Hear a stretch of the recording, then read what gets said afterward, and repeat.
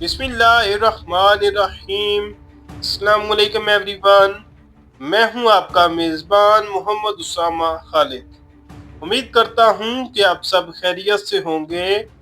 कुर्रुश उस्मान की episode number 183 का दूसरा ट्रेलर रिलीज हो चुका है और आज की वीडियो में हम उसी ट्रेलर पे बात करेंगे कि उस ट्रेलर में नई एपिसोड के हवाले से क्या चीजें दिखाई जा रही हैं। और अभी रमज़ान में तुर्की में एक और नई सीरीज का आगाज हुआ है जिसका नाम है वफा सुल्तान। तो आप लोग उस सीरीज को भी देखें, वो भी एक काफ़ी अच्छी सीरीज है और उसमें भी सुल्तान महमद खान हमें देखने को मिले हैं। तो एक अच्छी सीरीज है, मैंने भी एपिसोड देखी है उसकी और अच्छी स्टोरी है उसमें और शेख वफा के बारे में उस सीरीज में बताया जा रहा है। तो यही सजेस्ट करूंगा कि आप उस सीरीज को देखें। अब बढ़ते हैं कुर्रुश उस्मान की वीडियो की जानब और देखना ये होगा कि आने वाली किस्त में कुर्रुश उस्मान में उस्मान बे क्या हलीमा को ढूंढ पाएंगे, यानी कि हलीमा वाला राज जो है वो इफ्शा हो जाएगा या नहीं और बाला खातून अपनी बेटी तक पहुंच सकेंगे या नहीं। हालांकि बेटी उनके काफी करीब ही है लेकिन उनको इस बात का अंदाजा ही नहीं है। इस वीडियो की जानब बढ़ने से पहले अगर आपने अभी तक इस चैनल को सब्सक्राइब नहीं किया तो फौरन इस चैनल को सब्सक्राइब करें ताकि आपको मजीद इस तरह की वीडियोस फ्यूचर में भी मिलती रहें। बढ़ते हैं इस ट्रेलर की जानब और देखते हैं कि इसमें आने वाली किस्त के हवाले से क्या चीजें दिखाई जा रही हैं।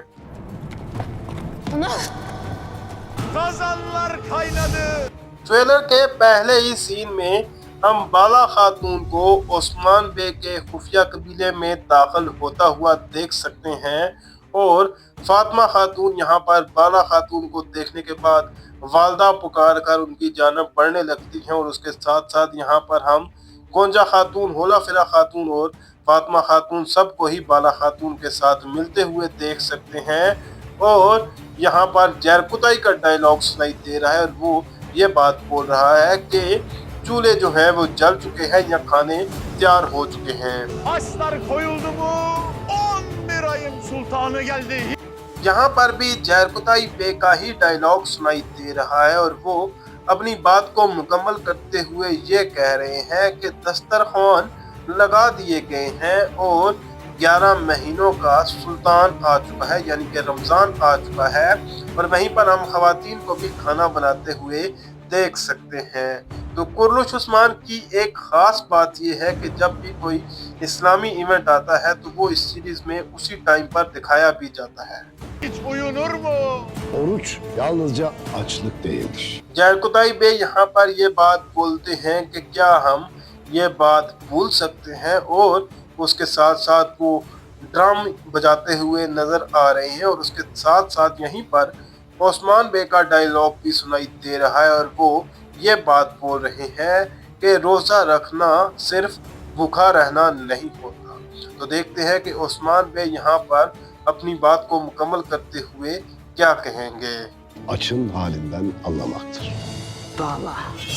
Şimdi seni benim elimden kimse alamayacak. Osman बे यहाँ पर ये बात बोल रहे हैं कि रोज़ा रखना सिर्फ भूखा रहना नहीं होता बल्कि भूख की हालत को समझना होता है, यानी कि भूख की हालत में इंसान मतलब किस तरह से आजिज़ होता है उस चीज़ को आप देखें कि हर चीज़ इंसान के सामने मौजूद होती है लेकिन वो फिर भी नहीं खा सकता। और उसके बाद यहाँ पर बाला खातून सोफिया पर हमला करती हुई नज़र आ रही हैं और ये बात बोल रही हैं कि अब तुम्हें मेरे हाथों से कौन बचाएगा Sophia. Kızım nerede diyeceksin? Asla öğrenmeyeceksin baba. तो जाहिर सी बात है बाला खातून सोफिया से अपनी बेटी के बारे में ही सवाल करने वाली हैं और यही बात वो पूछ रही हैं कि मेरी बेटी कहाँ पर है, आप मुझे बताएंगी। तो उस पर सोफिया ये बात बोल रही है कि आप कभी भी ये बात नहीं जान पाएंगी। और उसके बाद यहाँ पर ओस्मान बे के खुफिया कबीले में सोफिया को घसीटते हुए लेकर आया जा रहा है। Hayli kalabalıktır bu iş sürüsü. İşte meydan, işte Osman Bey. इन सीन्स में हम ओस्मान बे को पगड़ी में देख सकते हैं। तो देखते हैं कि यहाँ पर अब हमें क्या चीज़ देखने को मिलेगी और बुरहान का डायलॉग सुनाई दे रहा है और वो ये बात बोल रहा है मंगोलों की फौज को देखते हुए कि ये खबीस बहुत ज़्यादा तादाद में मौजूद है, जिस पर ओस्मान बे यहाँ पर ये बात बोल रहे हैं कि ये रहा मैदान और ये रहे ओस्मान बे। तो देखते हैं कि इससे आगे क्या दिखाया जाता है। Siz çoksunuz ama biz Türk'üz. Bu topraklarda bize huzur yoksa bizim gibilere de huzur olmayacak.